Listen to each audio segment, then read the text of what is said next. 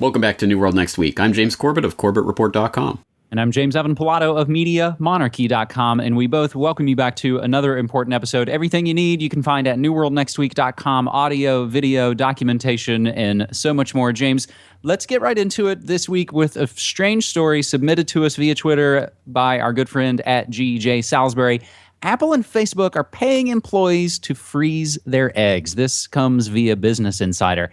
Apple and Facebook will pay female employees up to $20,000 to help cover the cost of freezing their eggs. The idea is to enable women who want to continue focusing on their careers without sacrificing their chance to have children later on. NBC News reported that Facebook recently began its program and that Apple will start paying employees who want to freeze their eggs in January 2015. Known as oocyte cryopreservation, egg freezing is a process by which a woman extracts and stores her eggs so they can be reinserted into her uterus at a later date, allowing her to have children during a time when she might otherwise be infertile, not producing any more eggs. Given Silicon Valley's noted lack of women in power positions and leaving out the Microsoft CEO about women and good karma and their wages, offering employees money for this costly procedure, it's $10,000 for every round of frozen eggs and an additional $500 annually for storage, could help lure top female talent. NBC reports that Facebook and Apple are the first major employers to offer egg freezing coverage for non-medical reasons. James, this on its face just sort of gives our favorite tech overlords just that extra veneer of they're that much more progressive. They're that much more ahead on offering healthcare options. But a different angle is from an article called Silicon Valley Just Got Darker. Freezing female employees' eggs is anything but kind. And it, I think, goes into what a strange, not necessarily, I don't know if it's a slippery slope, James, or if it's just the idea of how much control do you want to give your employer over your life? And the article, Silicon Valley Just Got Darker, raises the point that, you know, the internet was going to free us from all this stuff and we were going to use less paper and we weren't going to go to work anymore. But now a lot of these companies, we're on all the time. Our phones are on all the time. We have to do these things all the time. Why would I ever leave my job? James? I want my flying skateboard, dagnabbit. Yeah, come on. This is the future. We should have it all. Interesting. The only thing that I can think about related to this is the question of what happens to those frozen eggs if and when the employee is terminated for whatever reason or leaves Facebook or Apple or whatever.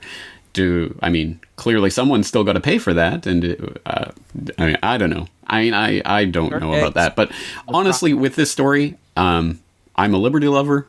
If these are adults making a voluntary decision to do this and employers are paying for this as some sort of incentive thing, I don't really have a problem with this. I don't really care.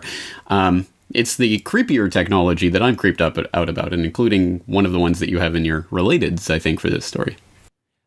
About egg freezing and other weird Silicon Valley perks. That's an article from The Independent, James. I don't actually have the text in front of me right now. I was thinking more about the biometric side of it. Oh, the biometric side. So there are multiple relateds to this first story. And again, so many of these stories, we couldn't put together the show that we do without a lot of the great support that we get from folks submitting stories on Twitter using hashtag #NewWorldNextWeek. So we get this one via Reuters and from our friend at Shane Pollock. This comes from Hungary.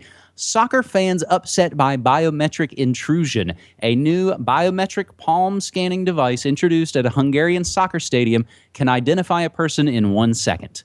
The device, which was introduced to control ticket sales, but has the potential to help curb violence in other European stadiums, has outraged fans now starting to boycott some of the games, James. There's also millions of voice prints being harvested as another biometric tool. That's right. You think of your retina, you think of your face, you think of your thumbprint, your voice print as well. There's no end to the ways we're being databased. And that's creepy. That was basically my point. Yeah, egg freezing, I don't care, but this stuff it really is a matrix that's being woven around us, and yeah, every step that we take into it is another step further into that matrix. So I think we have to attempt to resist it before it becomes part of our reality, and it's something to keep in mind for when they inevitably bring such technologies into the NFL and all the other mind control, rah, wave the flag, praise the troops, and watch a bloody, violent game kind of programming that goes on. And hey, I'm into sports. I actually like sports, but I realize that it is basically a propaganda tool at this point. And when they start bringing in the biometric scanners, that's where I think people should start putting their foot down, or more accurately, start putting their wallet down and not paying to go to these mind control events. Well, and that's not even to get into all of the greenwashing, the pinkwashing that we see happening, at least in super corporate sports empire here in the States. But James, let's leave behind the brave new world order first segment and move into our second story, which, again, like so many of these things, are developing stories, and we'll implore you to follow the links and do more research on your own. Oil nearly falls below $80 on oversupply. This comes from CNBC. Brent crude, and we'll include a link to explain Brent crude and the other types of crude around the world. Brent crude fell to a fresh 47-month low on Wednesday before recovering to around $84 a barrel as faltering global growth curbed demand for fuel at a time of heavy oversupply. Oil saw its biggest daily fall in more than 3 years on Tuesday after the West energy watchdog slashed its forecast for world oil demand for this year and for next year. Oil dived more than $4 a barrel on Tuesday, its biggest drop in more than 2 years, as mounting evidence of slackening demand and unrelenting U.S. shale output left traders struggling to peg a floor for crude's 4-month rout. The abrupt acceleration of an over 26% slide in prices since June was triggered by 3 news items that epitomized the market's turn: a downgrade in global oil consumption forecasts, projections for another big boost in shale oil, and reluctance by OPEC members to cut output.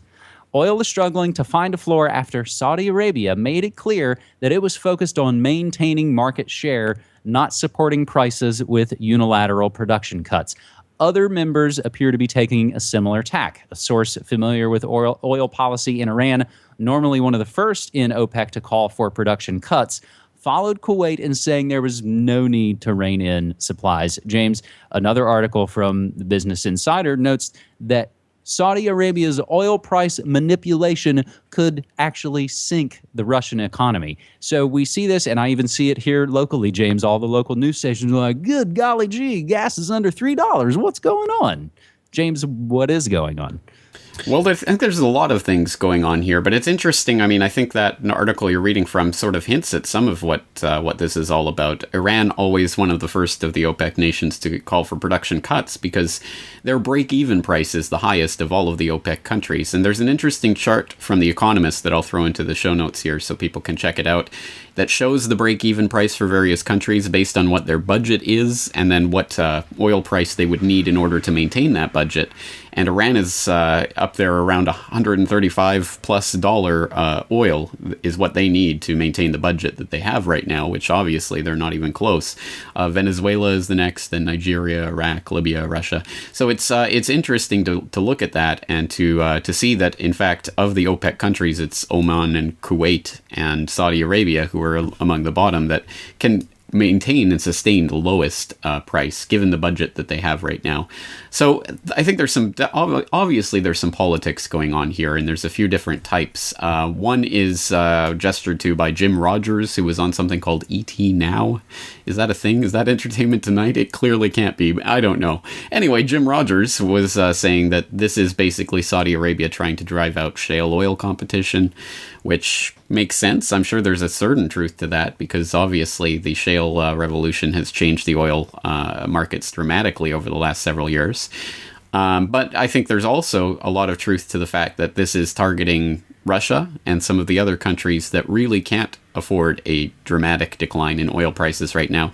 And some people, including Jim Cramer, who take him for what he's worth, which is just a lot of cocaine, I think. But he's apparently saying it could go as low as 60. He'd see that coming, and maybe it could. I think the fascinating part of all of this is that it just basically gives the lie to the whole peak oil crap that gets thrown around and has been for many years, that, oh my god, we're on the edge, they're pumping as hard as they can and they can barely keep. Oh wait, no, they can pump as much as they want, they can cut back when they want, they can decide not to cut back and overproduce and watch the oil prices fall. It's almost as if it's a cartel oligopoly that's controlling the oil price, and benefits from the idea that there is scarcity. So again, there's a lot to say on that topic, but I think there's a few different things converging here, one of which is clearly a geopolitical thing that's targeting countries like Russia that does depend on high oil prices to maintain their budgets, especially in times of economic hardship as they're going through right now with the Western sanctions.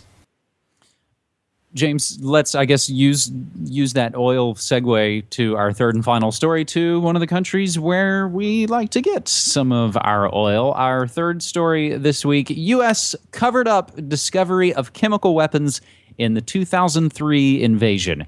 The U.S. military has reportedly covered up the discovery of huge numbers of chemical weapons in Iraq, stocks which now lie in the occupied lands controlled by ISIS. According to a pretty massive expose published by the New York Times, American soldiers reported finding about 5,000 chemical warheads or bombs after the invasion of Iraq and deposition of Saddam Hussein in 2003. This is Iraq War II, if you're keeping score. Between 2004 and 2011, at least 17 U.S. soldiers and 7 Iraqi police officers were exposed to nerve agents or mustard gas chemicals, but were encouraged by the Pentagon to downplay or underreport any injuries. The details of Iraq's chemical weapons stores have only emerged now from Iraqi and U.S. officials, redacted intelligence documents, and interviews with soldiers because, the paper claimed, because of potential embarrassment for the U.S. government. James, that story comes by way of RT, and I tried to grab some of the other interesting angles as this story was coming out, and I kind of saw, here's a Fox News angle, kind of assuming, well, since now this would shine a bad light on the current stooge that's in office, they'll probably take this story kind of rough. Who do they bring along as their expert witness to come on the show? They talk to L. Paul Bremer, the guy responsible for pretty much the corporate overthrow of Iraq. Remember the pallets of cash. So, James, here's another story, another revelation a decade after the fact that, that's right, there were chemical weapons, but they maybe weren't the ones we were looking for to try to blame people on. They don't fit into the scenario, but yes, they were there, and now we'll admit it, and, we'll maybe have to pay off 17 guys as if that's all there is. James. Exactly. Yeah. I mean, take that for what it's worth. And yeah, this is just a ridiculous story, isn't it? Yeah, there were WMDs, but they were the ones that we supplied them, and they were old and outdated. Oh, well, let's not talk about that. Let's cover it up. Again, this shouldn't be surprising, I think, to anyone who's watching this podcast, at least on a regular basis, but it should be outrageous nonetheless. I really hope that this taps into people's outrage. And I'm going to throw in a link to an interesting poll that came out. It shouldn't be surprising that this poll exists, but it found that the Americans were more likely to overstate their opposition to the Iraq War from 10 years ago. So basically, this poll took a current snapshot of what Americans believed their position on the Iraq War was 10 years ago, with 39% saying that they supported the war at that time and 51% saying they opposed it. But when they compare that to the actual polls that were taken at the time, 72% supported the war and 23% opposed it. So a lot of people are lying at least to themselves, if not to the pollsters, about their positions on the Iraq War. And it was a big flag-waving, rah, we're going to get the WMDs, and that's what it was about. Don't let any of the crap narrative that Fox and the others have tried to shove down our throats for the last 10 years about democracy or any of that garbage distract us from the fact it was about the WMDs, which they lied 18 ways from Sunday. There's that great clip of Ray McGovern confronting Donald Rumsfeld. I never said where we had WMDs, and of course, and then there's the one with Thomas Friedman calling him out on the Meet the Press, where he's, I didn't say that. I didn't. Oh yes, you did. You said they're right here, and they're east and west of and south of Baghdad, and so those clips are always great to look at, and they're kind of funny. But honestly, this is such a huge central part of the last 10 years of history, and the fact that 1 million Iraqis are dead, countless more are displaced and now living through the after effects of this, not to mention the effects that this has caused on the American economy and all of the other different effects that this has caused, and all because of these lies. So another layer to the lie, and let's not lose our outrage simply because this particular outrage isn't that surprising.